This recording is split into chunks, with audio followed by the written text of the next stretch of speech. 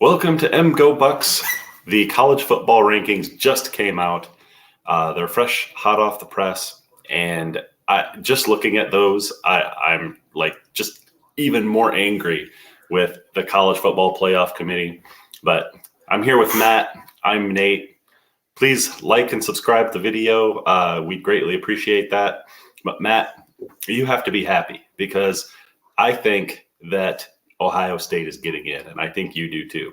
Like the committee just set it up perfectly for Ohio State to slip in there with any kind of loss from TCU or USC. And just if you haven't seen the rankings, number 1 Georgia, number 2 Michigan, number 3 TCU, number 4 USC, number 5 Ohio State, the Ohio Soft University, and what is this? What's the next one? Oh, Alabama. Alabama's in there, number 6 too. They really kind of gave a little doorway in for Alabama to make it too.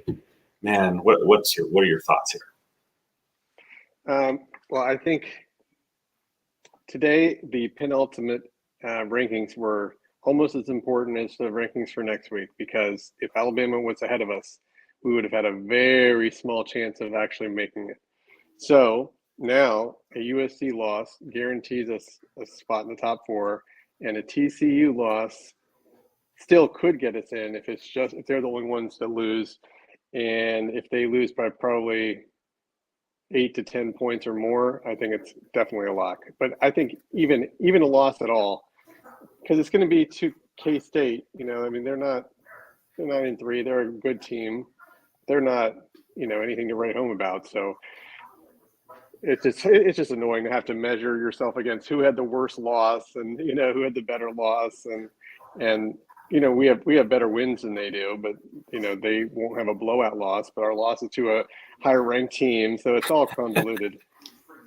Oh, Ohio State's in, dude. I think Ohio State's in. I just don't see TCU and USC both winning. I mean, I would like that better. Nothing more would make me happier than to see Ohio State completely left out. So did you watch their rankings release and their analysis afterwards? Yeah, on ESPN. Yeah. Yeah, I mean, yeah, it was a complete joke. Like, they were saying, okay, well, Michigan was ranked ahead of.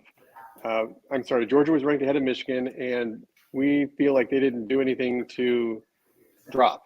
But they didn't have any kind of analysis at all. I mean, Michigan has the best win, actually the best 2 wins of any team in the country. For the longest time, I think people put so much focus on what you do early in the year, and they think they forget to reassess. So everyone was hanging their hat on Georgia destroying Oregon the first game of the year, right? And yeah. Oregon was ranked high the whole year, and then now they have 3 losses, and they're ranked. What are they? They're down to 16 now.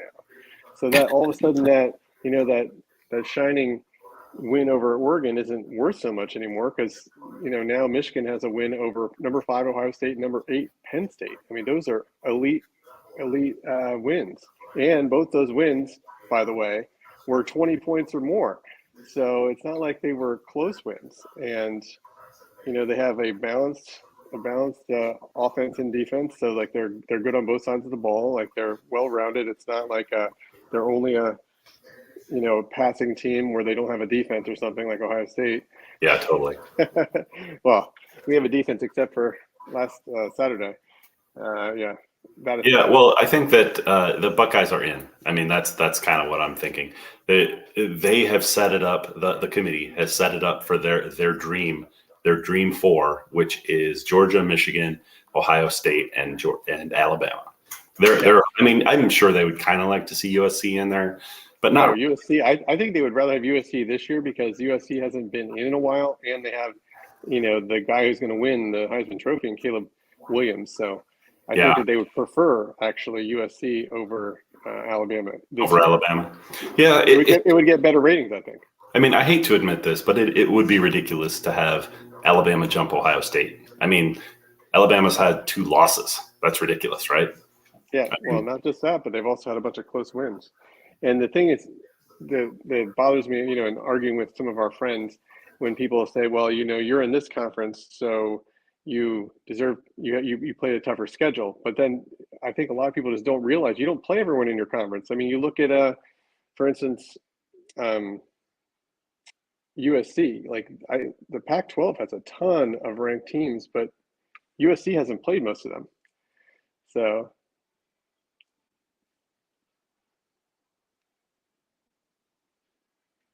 I can't hear you, Nate. I was on mute. Okay. Check out this comment by Andrew. Michigan should be one. They undoubtedly had the best W of the season against State in Columbus. Everyone's saying GA is going to throttle Michigan again, or just looking through SEC bias goggles. That's true. I mean, I think with Georgia, like they didn't get better from last year, right? They definitely. I mean, they're still a great team, but they don't have as good of a defense. Their offense might be similar because it was pretty, Michigan-like to begin with. But yeah, for sure. I think Michigan got better on both sides of the ball, surprisingly. I mean, I think the defense is actually better than last year. Yeah, I think at the beginning of the year, I think Georgia looked better because of their offense. So their defense isn't as good as last year, and the Georgia offense is definitely regressed towards the end of the season. And, they have a really good defense, but not as good as Michigan's, I don't think. Yeah. Yeah, he went on to say, Michigan has a drastically improved offense, and the defense is more by committee than just relying on Aiden and Ajabo. So true. Yeah. The only thing that worries me about Georgia and last year is that defense, Michigan's defense got rolled right from the beginning. I mean, like Georgia went right down the field on them. I don't think that would happen this year, but I was surprised last year because I thought the offense might struggle against their defense, but I thought their defense, I thought it was going to be maybe like a low scoring game, and Michigan just got handled. Yeah. Yeah. I think this year is a little different, and it could really go in so many different directions because I don't think there's any truly elite teams. I mean, Michigan is close to a really good team, but, still they're lacking the elite quarterback and they're lacking elite receivers, even though they played well against us. But, we had typical breakdowns in the secondary. So that's not because necessarily you guys have, great quarterbacks and receiver play. But, I obviously give credit for credit is due in that particular game. But as far as this is not the Bama team of the COVID year. This is not the Joe Burrow LSU team. There's no elite team this year. So that way, honestly, anyone can get hot at the right time. Who's going to come down to, I know before our game, we've talked a lot about which teams are going to be the healthiest. And so it's going to be a big advantage for Ohio State if we make it into the playoffs because we have a full month off. You have to play another game. Granted, it's only Purdue, but any football game, you're, at risk to get injured. You're muted. Yeah, I know I'm muted again. I keep getting disturbed by people in the household. But yeah, I think that you kind of one of the things you said before is, Michigan's passing game, the way they performed against Ohio State, it was awesome. I mean, they answered the call. Ohio State they overreacted to the run game, and Michigan made them pay for it. But by no means do I think they're some sort of elite passing team right now. I mean, I kind of hope they've turned a corner. I think maybe JJ, maybe in the coming up, he has turned a corner mentally somehow, connecting on those deep balls. But they're still going to be a running team mainly. But that might be enough against everyone they face this year. They just had a great game plan defensively and offensively for Ohio State. And if you looked at, I've watched that. I don't know if the game plan was necessarily great. Their adjustments at halftime were great. They still gave up 20 points the first half. I wouldn't say that's great. Not great, but good. It was good. Second half, Ohio State. Second half was great. Something was wrong with CJ. He was missing receivers.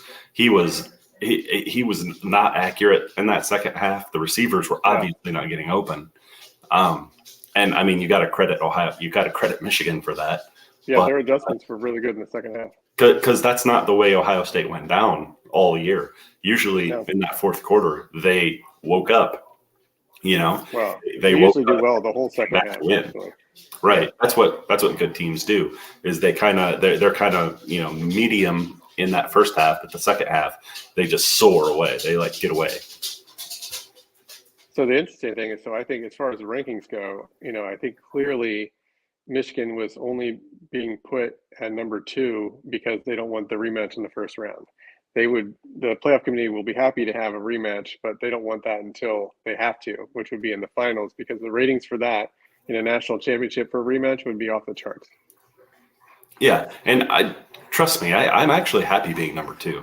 I mean, I think it's absolute bullshit that Michigan is not number 1 overall, officially, agreed. But I would rather be number 2. I want to face TCU in that first round. I don't want to face. Yeah, number 2 is the best spot. I mean, it's funny that whoever's in that 4th spot, I don't want to face that team. I mean, that team's going to be pissed. They're going to be like Georgia last year, losing that game in the SEC championship, and they're going to come back pissed. If Ohio State makes number 4 somehow and gets in, they're coming in pissed. And whoever they play, I think, I mean, it might be Georgia, but I think that'll be a really good game. I think the Buckeyes might be pretty dangerous in that. So I have a scenario for you off the cuff. What happens if now obviously Georgia and Michigan are going to be in no matter what, but what happens if Georgia loses, Michigan loses, TCU loses, USC loses? What's the top 4? The top 4 teams? Yes. That would just screw everything up like crazy. Here, let's get. Would it change anything though? I mean, USC would be out. That would be the only one for sure that's out. Yeah.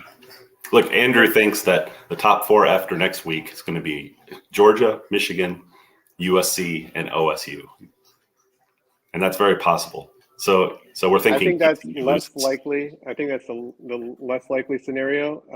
And I think USC being out would be the one where we are more likely to get in. But if TCU loses, that would. Hopefully, they have a big loss and it's not an issue. I think that is the likely one. I think that TCU are more likely to lose to Kansas State. USC, it's hard. Utah's really good though. USC is going to play Utah in a neutral site, and USC is pissed about losing. I mean, and what Utah's a much better team than Kansas State, though. I think yes. I mean, comparing those two teams, but I mean, USC is going to play harder than they did when they played Utah earlier in the year. I mean, it still took, and I can't remember. I think it was at Utah, and Utah still needed an overtime. And correct me if I'm wrong. Like they had to go for 2 to win the game. They didn't have to. They decided to go for 2. They decided to. Yeah. Yes, exactly. That's that wasn't necessarily USC even really doing anything wrong. They just, they lost to a 2-point conversion. When you go for 2 that way, it means you don't think you're going to be able to stick it out with that team. You want to end it now. Yeah, the underdog has nothing to lose. Yeah, I think it's more likely that happens. I hope not. But yeah, I think USC beats Utah. I think USC's in. Well, that's the one that we really need to lose. But I think the playoffs would be the most fun would be Ohio State, USC, Georgia, and Michigan. That would be the most fun in the playoffs. Yeah, overall. I mean, I'm thinking of Michigan winning and getting to the national championship, so I want them to play TCU. Granted, I should, as a college football fan, I should want Michigan to play the top teams, right? Yeah. But I can't bring myself to do that. Remember the last time you guys played USC? It was ugly. Yeah, it was ugly. I can't. Have some redemption. When was the last time? I think it was in the bowl game in 2003. 2006, yeah, I think it was 2003. No, 2006. You're right. They lost in 2003 as well. But I had tickets. I won tickets to that game in 2003, and I decided not to go because it was just like have to go all the way across the country. So glad I didn't go. We'd have just gone to see my team lose. But yeah, so I think that my worst nightmare is going to come true. Ohio State's going to make this playoffs. That's my worst nightmare. And it's not because I don't want to play Ohio State. It's just the crying right now from all the Buckeyes and from you and from everyone. I live in Ohio. So this is like music to my ears right now. It's just like every day I wake up with a little pep in my step and I get to talk to all my coworkers, working at home. So I don't want that to end. If they make the playoffs, they're going to be obnoxious again, just like you. It would be pretty fun too if you guys ended up losing to Purdue. I wonder if you guys are even going to play any of your starters in that game.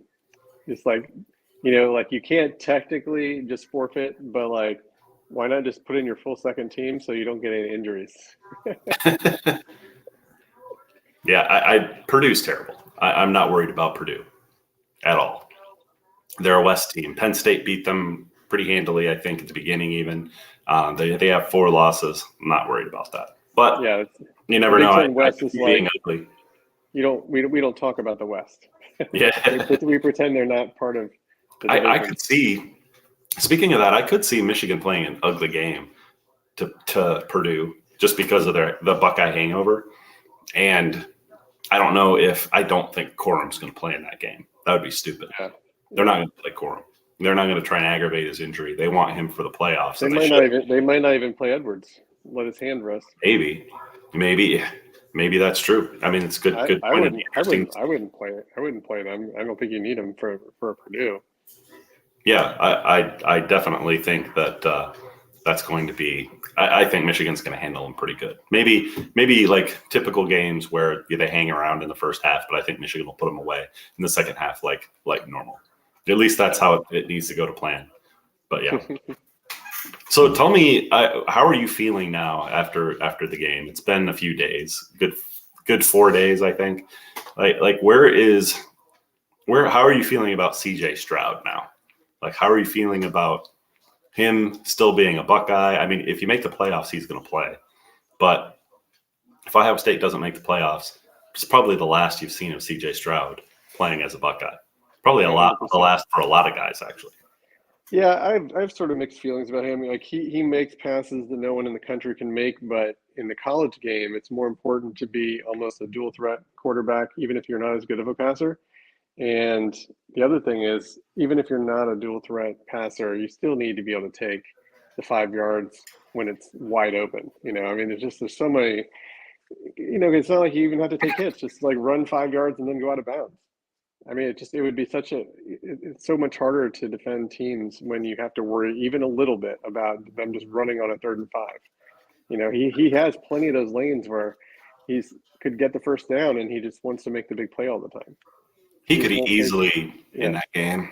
Yeah, I was glad he didn't, but he could have easily taken off and run a couple times. It's not even for a pocket passer. All he has to do is run a little bit, right?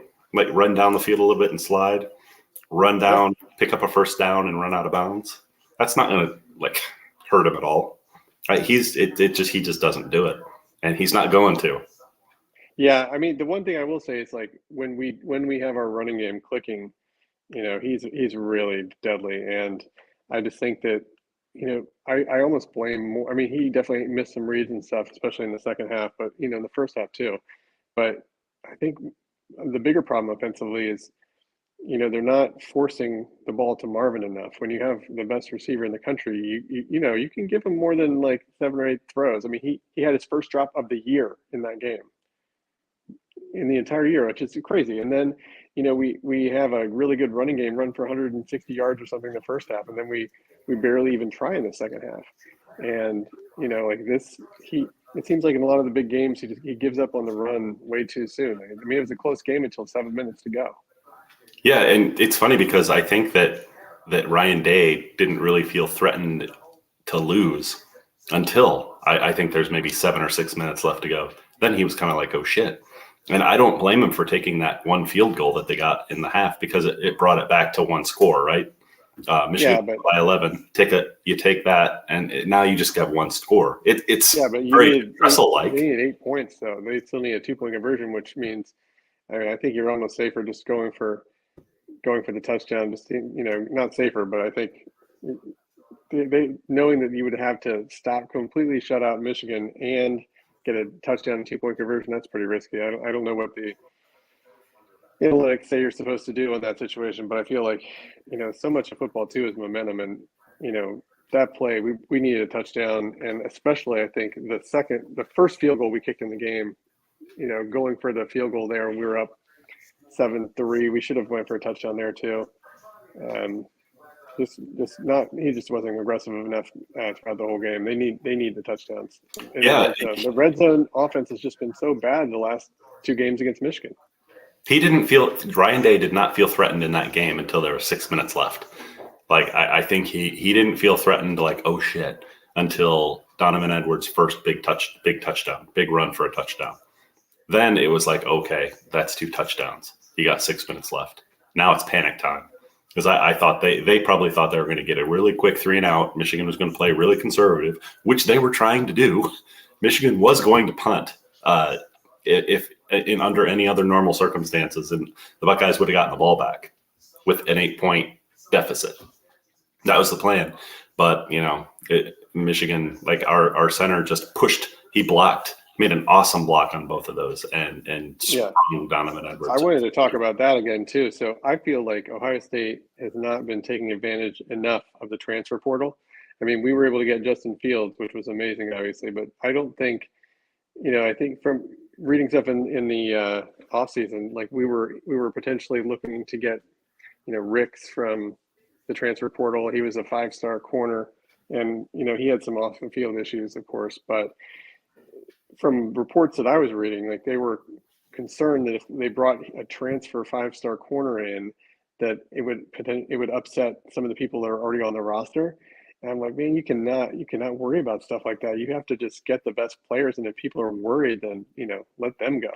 Well, they may not now. They might have that mindset going forward, but Yeah, that look at how important is an issue.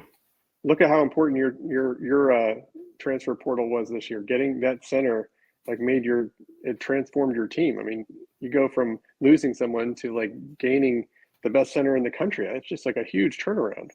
Oh, for sure. Yeah, I definitely like that. So let's get back to the playoff picture, the reaction. So next week, give me your prediction. What's the top 4 next week after all the games have played? I'm trying to think whether. So the Buckeyes are in. You just have to decide who's going to lose. I'm just trying to think of. I don't think they're both going to lose. I think that.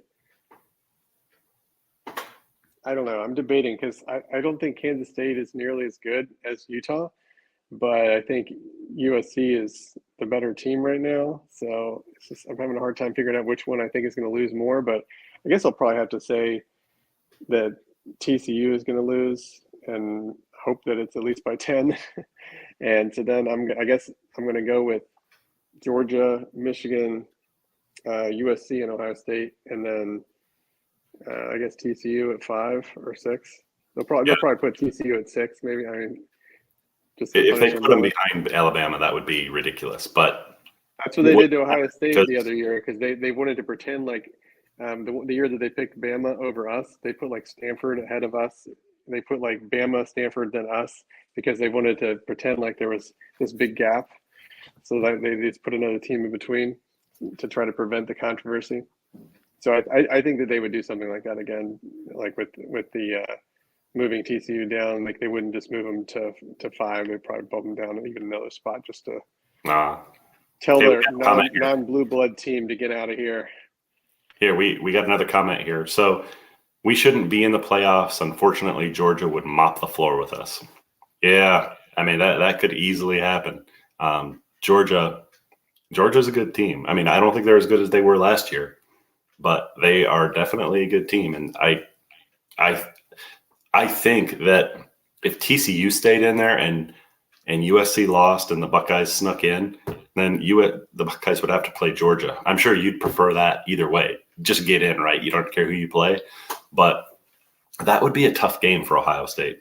So I'm remembering them having a close game for most of the game with Kent State. They ended up pulling away at the end and winning 39-22, but it was close almost that whole game. And then they beat Missouri at the very end by 4 points.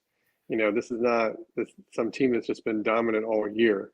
Kentucky, they beat 16-6. I mean, this is, they're very up and down. And I don't know. I mean, I still think they deserve to be top 2, but it's not like someone that you should be afraid of. And Ohio State, I think our issue is one of our biggest issues is just having so many injuries and getting a month off to get all those guys back, and the outside chance still of JSN coming back. I think JSN is not coming back. He's back, baby.